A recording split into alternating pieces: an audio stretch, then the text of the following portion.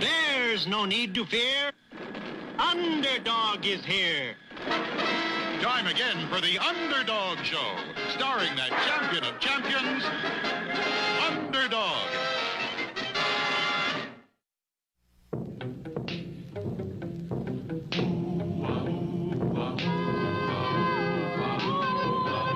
When criminals in this world appear and break the laws that they should fear and frighten all who see or hear, the cry goes up both far and near for Underdog. Underdog. Underdog. Underdog. Speed of lightning, roar of thunder, fighting all who plunder.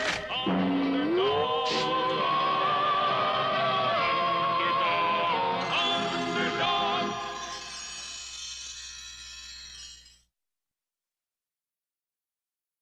For Underdog, it was a fairly routine hero's day, and he went quietly about his heroic business. He foiled a bank robbery.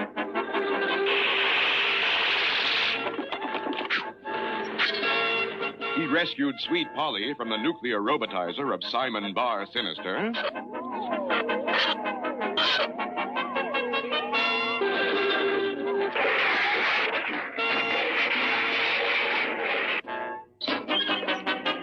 In general, he made himself useful around the world.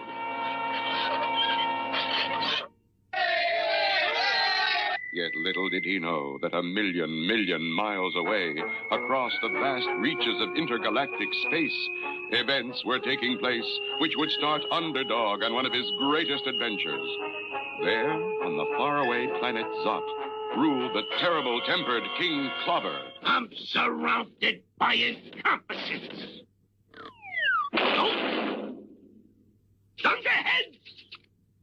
The only one who could approach him was his daughter, the beautiful Princess Glissando, who was the apple of his eye. How is my little pigeon egg today?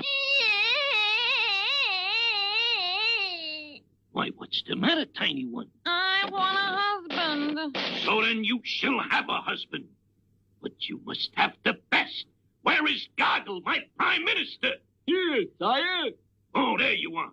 I want you to go throughout the kingdom of Zot and find the young warriors who would be suitable for my daughter. Don't forget, they gotta be strong. Right, the strongest. Then we'll put them all in the arena and let the best man win. All the finest warriors in the kingdom of Zot were rounded up and sent to the arena where they were to fight for the Princess Glissando's hand. There was Claude, Bode, Gode, Garn, Tarn, Churn, Ran, Ban, and Seed. The best and strongest Zotzers in the land. Let the Zotzing begin!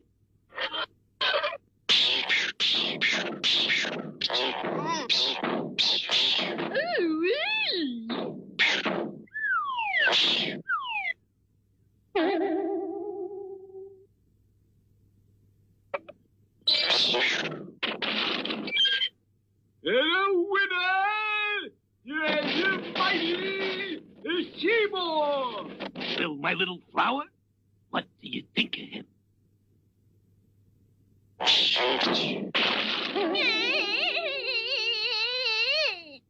I want a strong husband. She's right.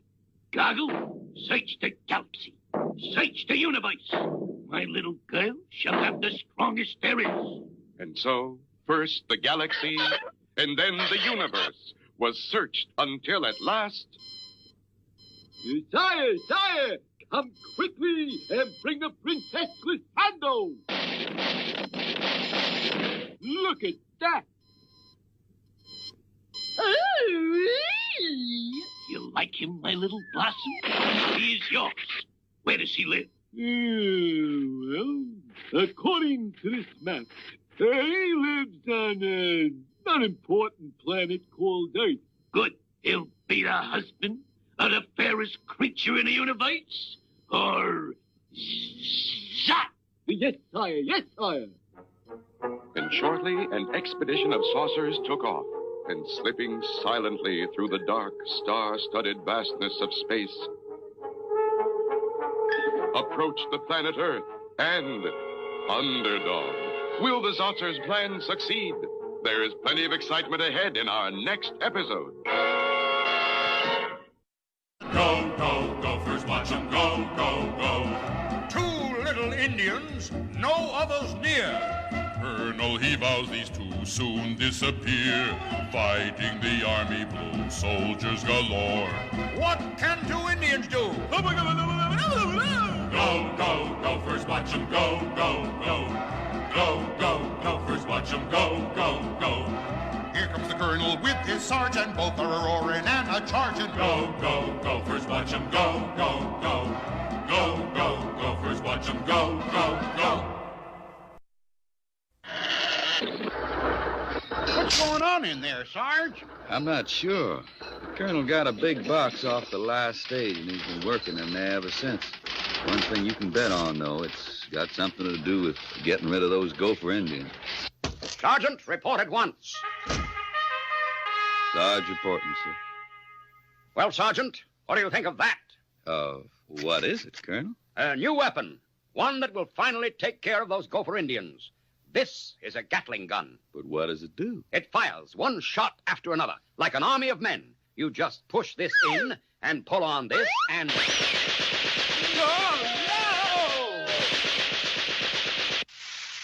That sure ought to take care of those Indians, all right. If it don't take care of us first.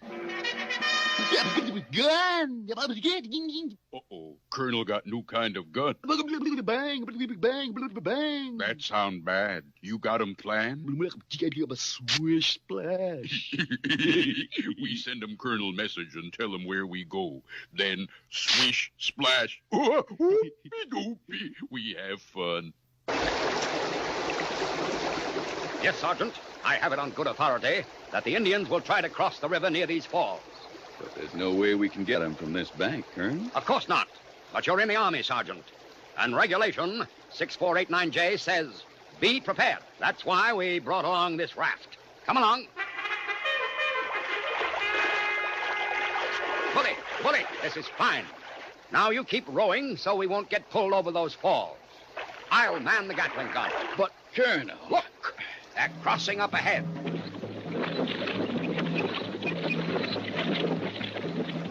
Fire! Colonel! Don't worry, Sergeant. I'll get them this time. The falls, Colonel!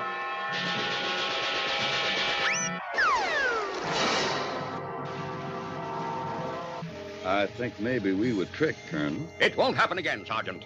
Those Indians have to pass along this trail to get back to their camp.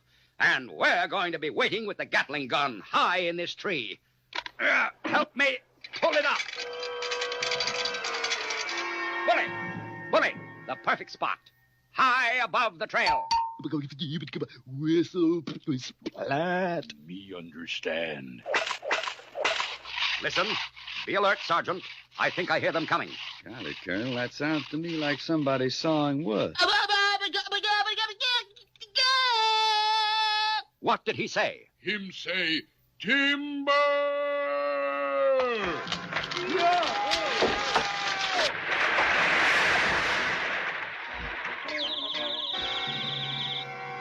We'll use this covered wagon, Sergeant. It's an old Army trick I learned on the California Trail.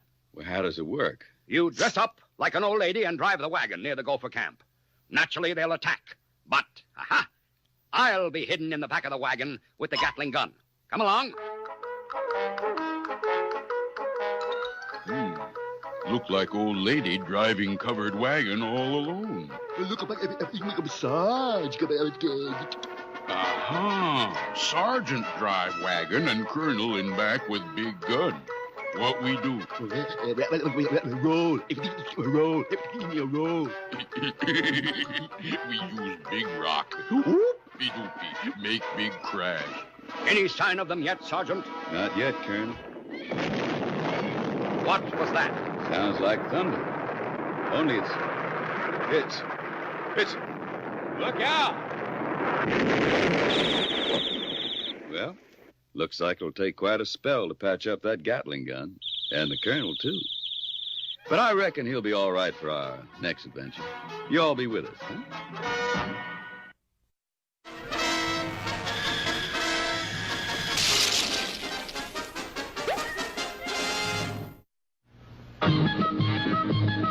This is the world of Commander McBride. Your head will whirl in the world of McBride. He can do anything. In his world, he's a king. For so says the brag of McBride.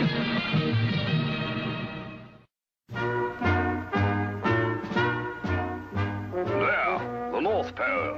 Really, Commander, We began in an icebreaker. But when the ship could go no further, we set out on foot. I was leading the entire party when suddenly the ice broke away, leaving me cut off from the others. With undaunted spirit, I went on fighting the elements alone. And then at last, only a few feet from the North Pole, I was confronted by savage polar bears. Ghastly. Quickly, I raised my rifle and fired. But the bitter cold froze the bullet in midair. Without hesitation, I raced the few remaining feet to the North Pole. And with amazing agility, I climbed the pole to lift myself out of reach of those ferocious jaws. I was safe. But how did you get back to civilization? Well, my mighty weight, don't you know, actually broke off the North Pole, broke it off. And with the pole in hand, I simply vaulted over the bears and landed once more back on the ship. Commander, that's fantastic. Correct.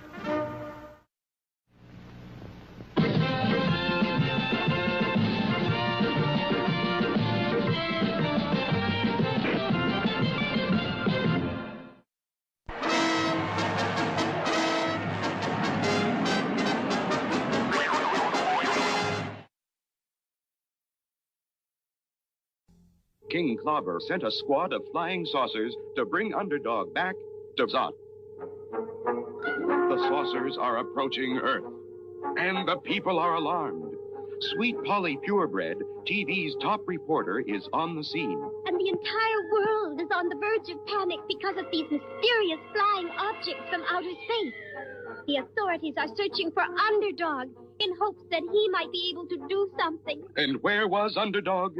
At that very moment, he was going about his hero's business 100 feet beneath the surface of the ocean, battling a submarine that gangsters were using to smuggle goods into the country.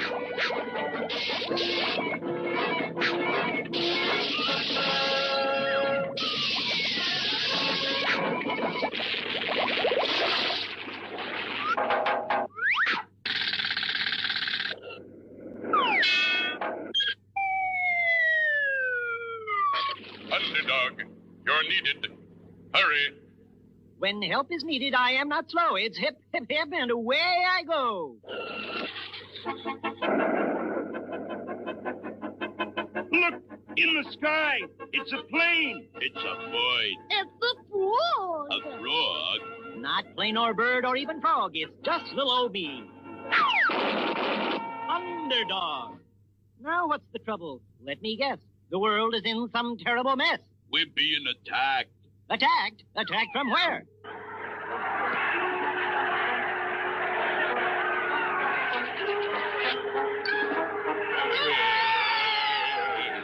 Nightwing? Where is the one called Underdog? If it's Underdog you seek, just turn around and take a peek. King Clobber summons you to the planet Zot and commands that you will marry his daughter, the fair Princess Glissando. Behold your bride. She's very striking, I agree, but marriage cannot be for me. Look, Iceling, you can't refuse the royal command. Besides, if we don't bring you back, King Clobber will give us a zot in the head. What says that? You don't know what a zot is? No. This. Sorry, friend. Now on your way. There'll be no wedding bells today.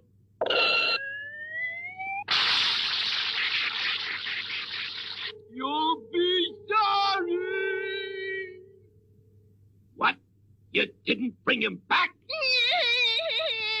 I'm surrounded by incompetence. But he was too much for us. He's too strong. Weaklings, get me Claude, Boat, Goat, Gon, Ton, Chain, Ram, Pam, and Seymour.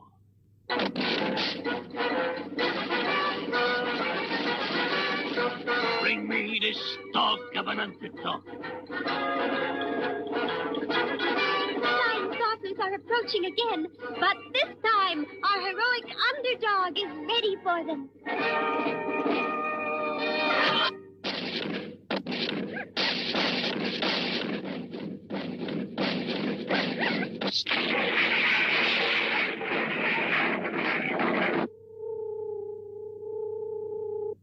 Well, where is he?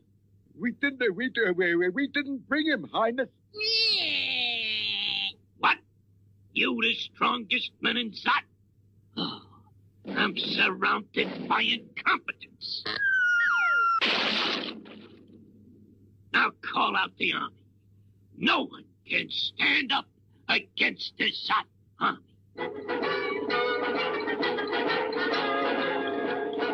What will happen when the army of Zot reaches Earth? Can Underdog stand up to this new challenge? There's excitement ahead in our next episode.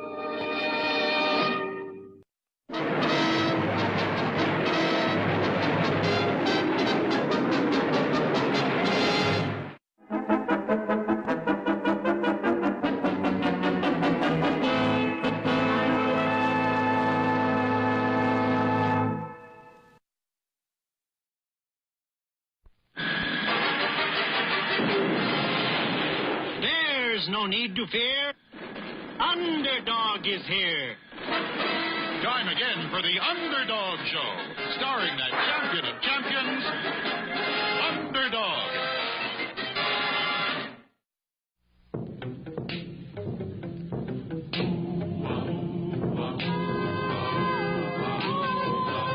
When criminals in this world appear and break the laws that they should fear and frighten all who see or hear, the cry goes up both far and near for Underdog. Underdog. Underdog. Underdog. Speed of lightning. Power of thunder. Mighty dog. Power of thunder. Underdog. Underdog.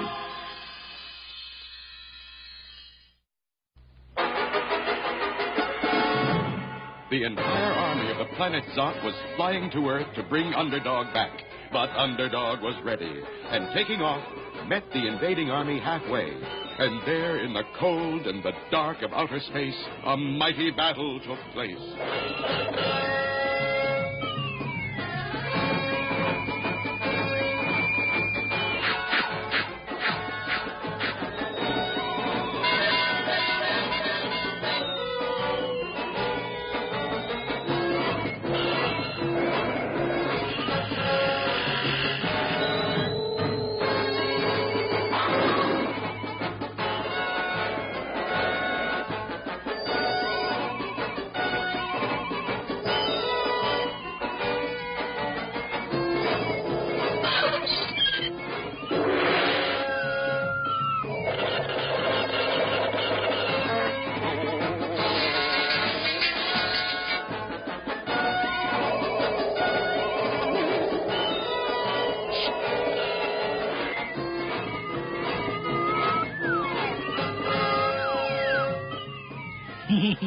Walk the dog? Mashed potatoes? Round the world? And as usual, the speed and strength of Underdog was too much for his enemies, and the whole army fled back to the planet Zot. A whole army? And you didn't bring him back? I'm surrounded by incompetence. Now, don't cry, my little popsicle. I will get your husband for you. Goggle! Goggle! Where's my prime minister? Here, sire. Goggle, you were the smartest man on the planet. Except for me. I want you to figure a way to get this dog of an underdog. Let me think, sire.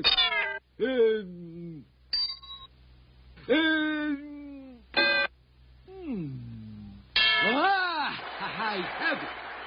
Underdog has one weakness. A certain young lady named Sweet Polly Purebred. Now, if we could capture Sweet Polly... Brilliant. We get Sweet Polly our power, and Underdog will have to do what we say or zot. That will be the end of Sweet Polly. See that it is done. And so, late that night, a lone saucer hovered over the house of Sweet Polly, and...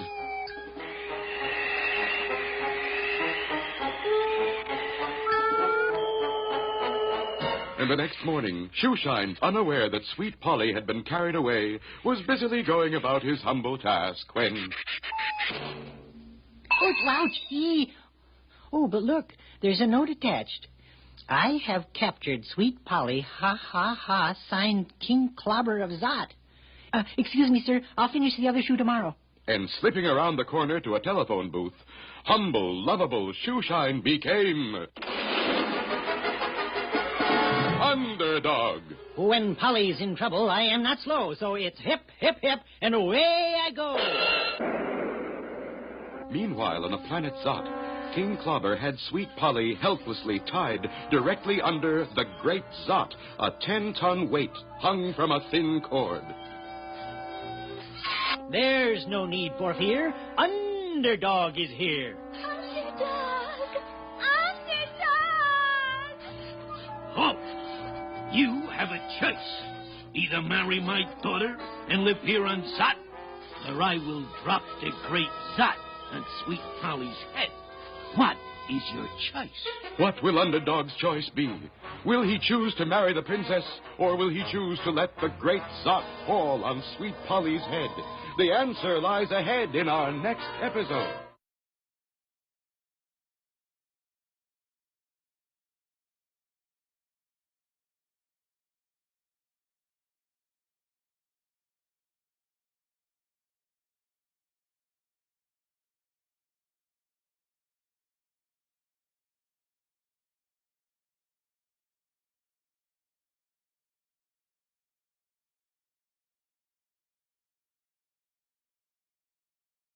And both are roaring and a charging. Go, go, Gophers, watch 'em go, go, go. Go, go, Gophers, watch 'em go, go, go.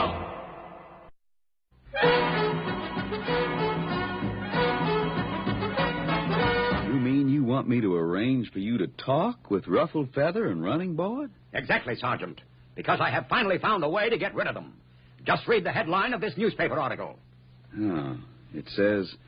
Cleveland welcomes Indians. You see? Cleveland welcomes Indians. So all I have to do is talk the Gopher Indians into going to Cleveland, where they will be welcome. And we'll be rid of them. But begging the Colonel's pardon, this article is from the sports section. The Cleveland Indians are baseball players. I don't care what they play, just so long as Cleveland likes them.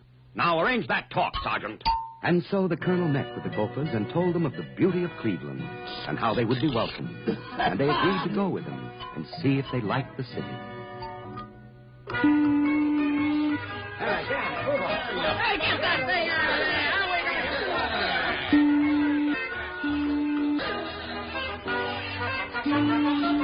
But you have to go to a hotel. You can't put up camp in the middle of Main Street. You say Cleveland like us. Well, we like this spot. Hard, dry ground. We camp here. All right, you wise guys. You're all under arrest. Now, just a moment, officer. I happen to be an officer in the United States Cavalry. And I happen to be an officer of the Cleveland Police Department, and you're all under arrest for disturbing the peace and blocking traffic. You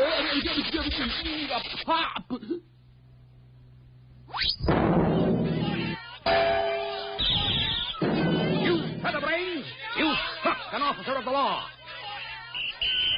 Get out of here. What did he say? Didn't say run for it.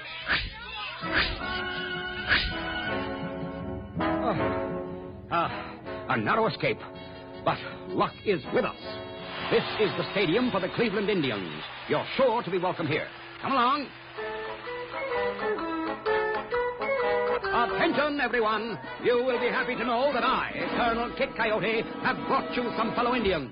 I'm giving him a phony. What did he say? Him say these not real Indians wear no feathers. You fakes. What kind of characters are you? Get 'em, boys. They ought to be locked up.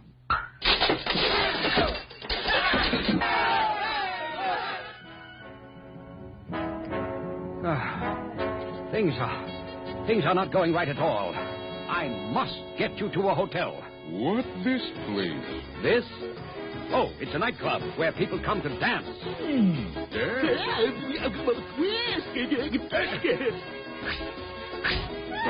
Wait, stop!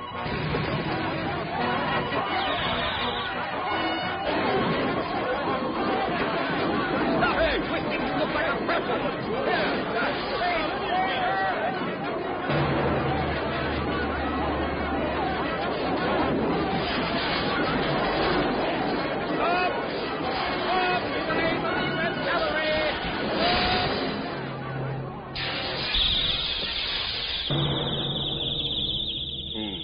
Colonel sleeping.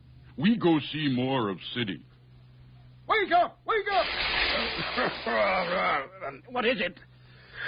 What happened? Who are you? I, sir, am the mayor of this city, and I have just been in touch with your commanding officer in Washington. What? I am to inform you that you will either have these Gopher Indians out of Cleveland in 1 hour, or you will be drummed out of the Army forever. Oh, no. But nice. What did he say? What did he say? We like Cleveland. What Colonel do for us if we go back Gopher Gulch? Anything. Anything at all. Time now give ruffled feather bath servant, then fix lunch, wash clothes, sweep teepee, hoe garden, plant corn. Well, looks like the Colonel's got a peck of trouble. Y'all better be with us for our next adventure.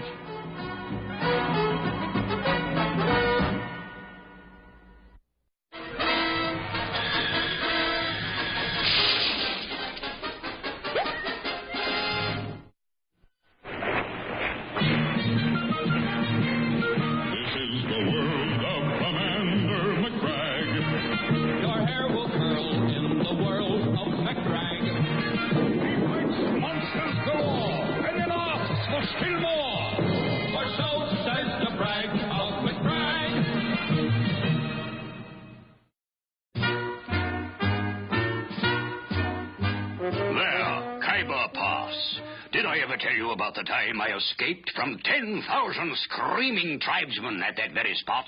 No, but I was leading a small detachment of men up through the mountains in search of the rebel chieftain Alibi. When... Ambush! Quickly, we sought shelter among the rocks, and for a while kept them at bay with our cannon. But a lucky shot put ours out of commission. And soon I was the only one left. Cannon to the right of me, cannon to the left of me, cannon in front of me. Just 100 miles from my regiment. Then my ammunition gave out. And at that very moment, the 10,000 screaming tribesmen stormed into the pass. What did you do? Summoning my superhuman strength, I picked up the disabled cannon and using it like a rifle fired point blank into the advancing enemy. Did it stop them? Never found out, don't you know. The recoil from that mighty cannon acted like a rocket, and I shot over the mountains and dropped right in on the barracks. Just in time for tea. How refreshing. Quite.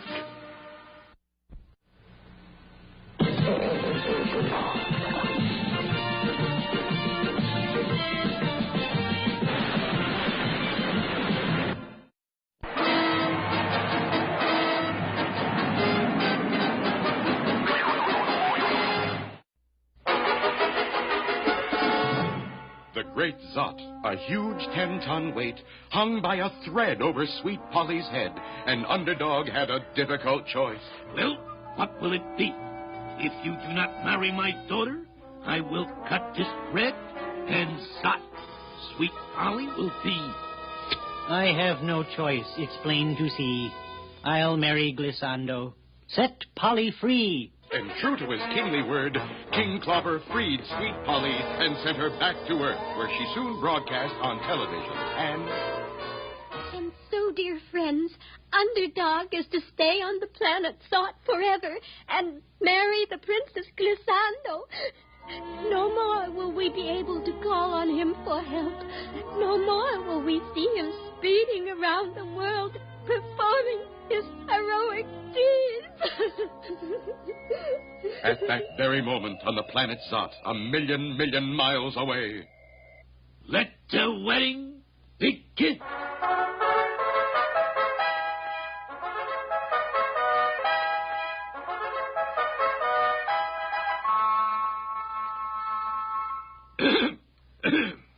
As King of Zot, I now pronounce you the dragon!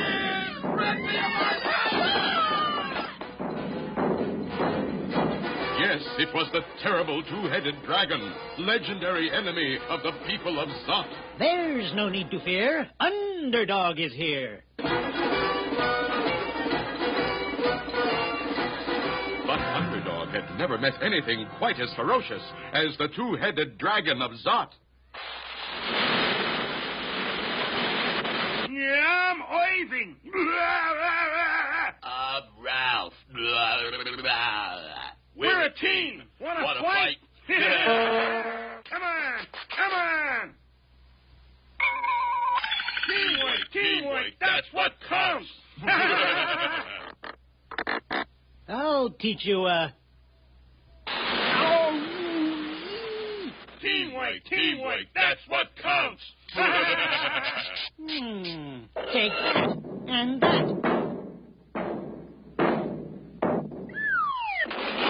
What do you know? A toughie. 1, 2, 3, 4.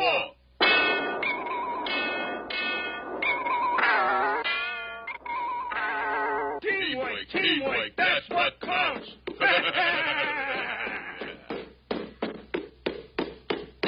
Hey, Clyde, we're walking, but we're not going.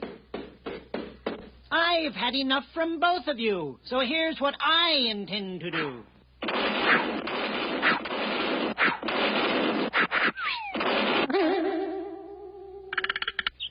Enough. Let's cut out. No, you don't.